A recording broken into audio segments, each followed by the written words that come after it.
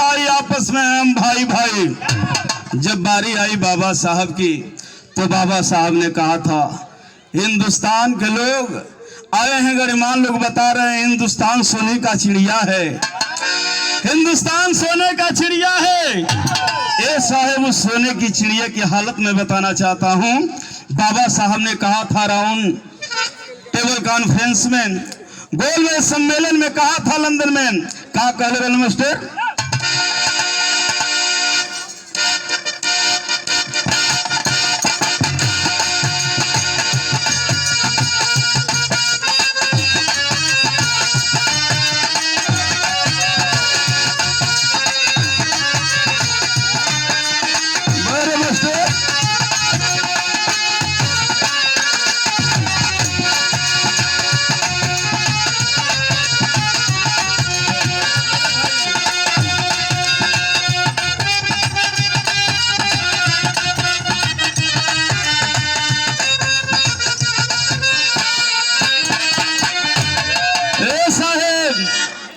सोने की चिड़िया तो है हमारा हिंदुस्तान, लेकिन सोने की चिड़िया की स्थिति क्या है। बाबा साहब ने कहा था गोल में सम्मेलन लंदन में, क्या कहा था, अरे आदमी का देख जहान, ए साहेब, अरे आदमी का देख जहान, हाय आदमी घिनाला हो, सोने का चिड़िया कैसे, हम सोने का चिड़िया कैसे, अरे देशवा कहाला हो, सोने का चिड़िया कैसे।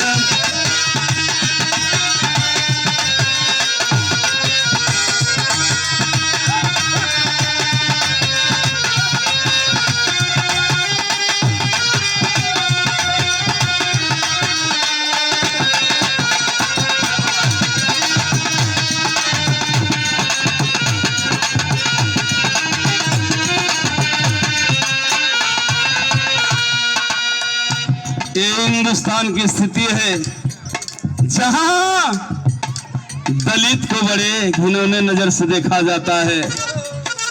जिस रास्ते पर दलित चल देता है, हिंदुस्तान के लोग उस रास्ते से जाने से कतरा जाते हैं। यही हमारे हिंदुस्तान की स्थिति है। कहा था बाबा साहब ने, और 100 रुपए का पुरस्कार, बड़े शानदार ग्राम प्रधान हैं हमारे बाड़ा ग्राम पंचायत के रविंदर यादव जी, 100 रुपए का पुरस्कार रहल। बहुत बहुत बा प्रणाम बा, सादर जय भीम नमो बुद्धाय, साधुवाद देना चाहेंगे आपको। और वार्ड नंबर 13 आदमी का देख जहान, अरे आदमी का देख जहान, हाय आदमी घिनाला हो, सोने का चिड़िया कैसे, देशवा कहाला हो, सोने का चिड़िया कैसे।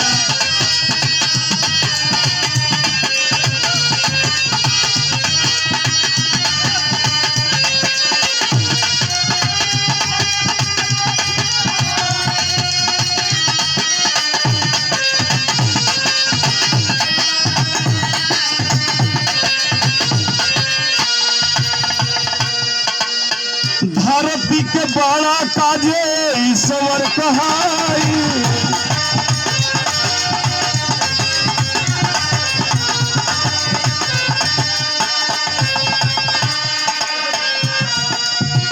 उनके दुआरे जाके नेवता जठाई,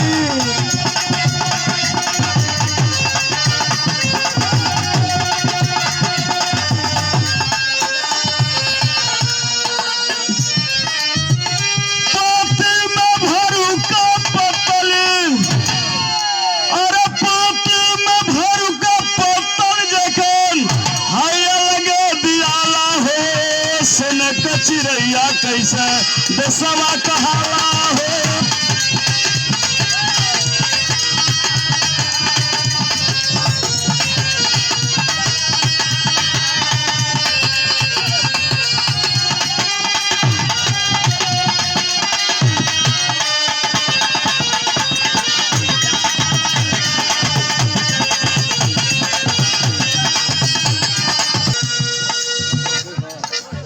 सब लोग खड़े हो गए।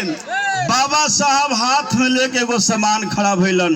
कहलन, ए साहब, हमारे हिंदुस्तान की स्थिति जानना चाहते हैं? तो हाथ में दिखा दिलन साहब।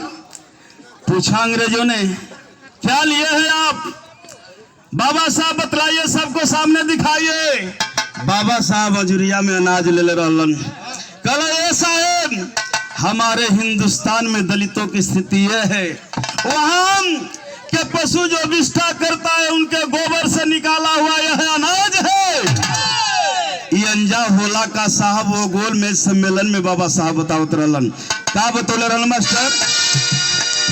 समता का पाठ जब गांधी जी बताए,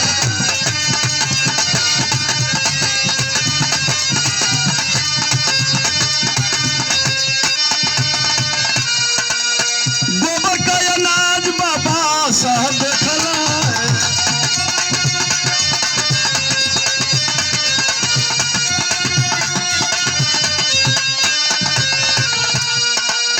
सोने की चिड़िया की बात करते हैं तो दलित अंजा के करेला का साहब बाबा साहब ने बताए थे। क्या कहले रहलन कि अरे दलित का भूख यही, अरे दलितन का भूख यही, है अनाज से मिटाला हो। सोने का चिड़िया कैसे देशवा कहाला हो।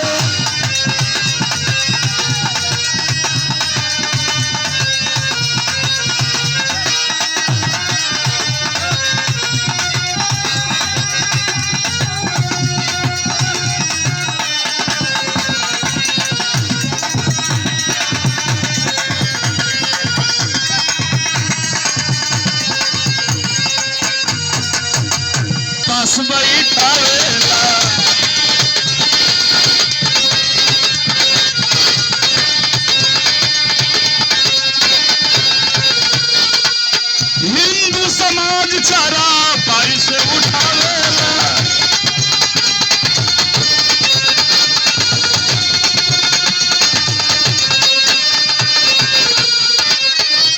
बड़े सहज भाव में गांधी जी ने बतला दिया, नेहरू जी बता दिए, हिंदुस्तान सोने की चिड़िया है, हिंदू मुस्लिम सिख ईसाई सब है भाई भाई। लेकिन ये साहब वही हिंदुस्तान का हम बात बतावत है। भाई के भाई नहीं पास बैठावेला,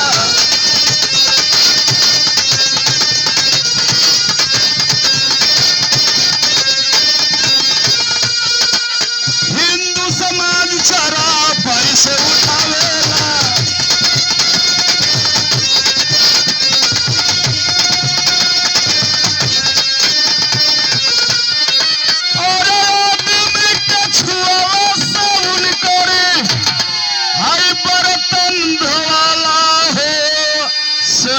चिड़ैया कैसे?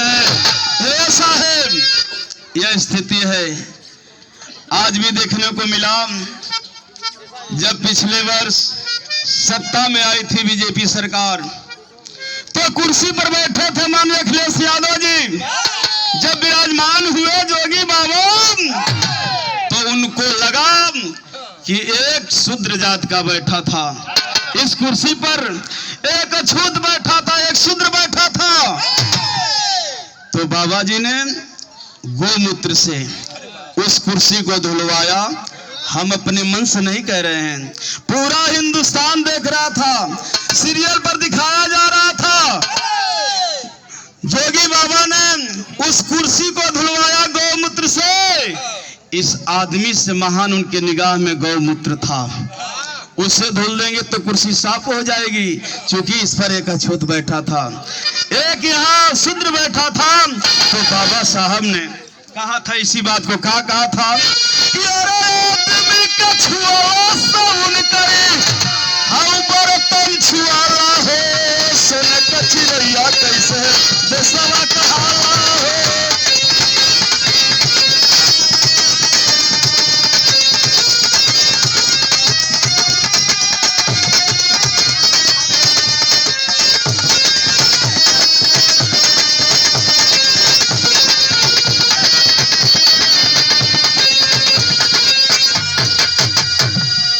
बेटी के कुकुरो न पूछेला,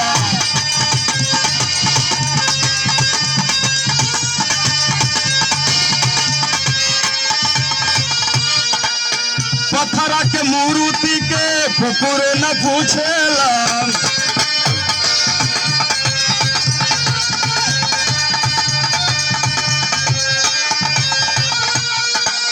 टंगिया उठा के रे टंगिया उठा के उनके ऊपर उझेला।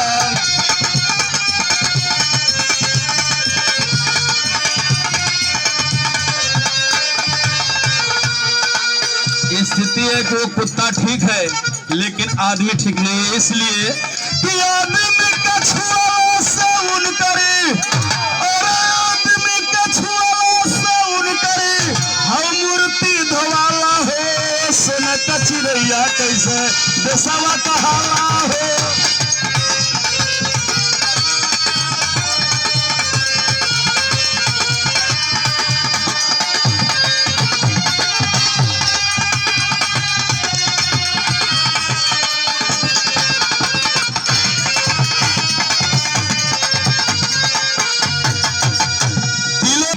जवान नेता हैं आप भाई अविनाश कुमार जी, जो ग्राम पंचायत बाड़ा के प्रधान पद के उम्मीदवार हैं। तहे दिल से आपको साधुवाद देना चाहेंगे और यह पुरस्कार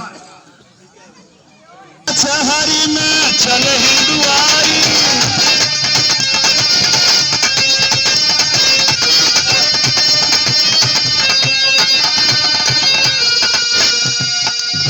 जहाँ गरीब के ना होले सुनवारी।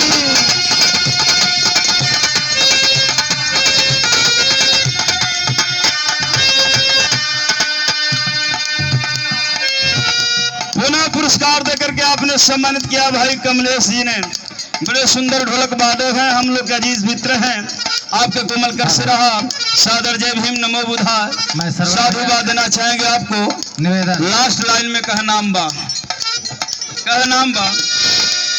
कब संतोष कैसे सम्मान आई।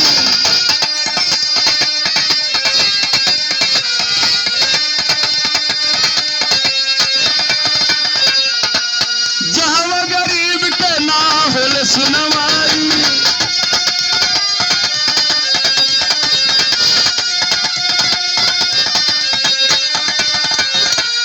और सरवन का गीतिया उनके अब भीतर ले बुझाला हो। सोने के चिड़ैया कैसे है सोने के चिड़ैया कैसे अरे देशवा कहाला हो।